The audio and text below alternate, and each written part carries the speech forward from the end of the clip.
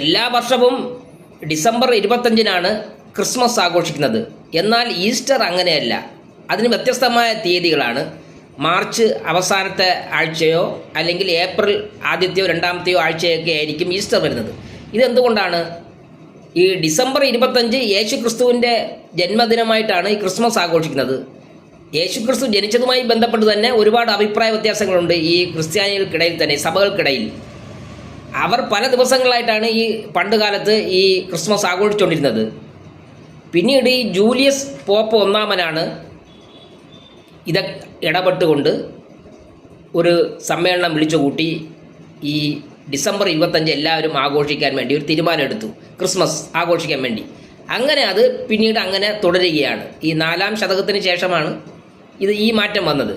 പക്ഷേ Easter അങ്ങനെയായിരുന്നില്ല. Easter എന്ന് പറഞ്ഞാൽ വസന്തകാലത്തിൻ്റെ തുടക്കമായിരുന്നു ഈസ്റ്റർ ആഘോഷിക്കുന്നത്.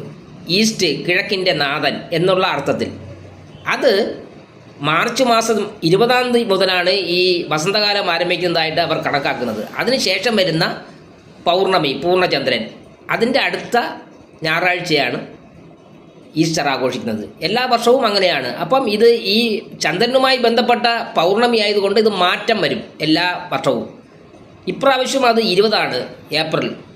കഴിഞ്ഞ വർഷം അതിന് വേറെ വ്യത്യാസ ദിവസങ്ങളായിരുന്നു. ഓരോ വർഷവും നമ്മൾ നോക്കിയാൽ ഇങ്ങനെ കാണാൻ കഴിയും വ്യത്യാസം.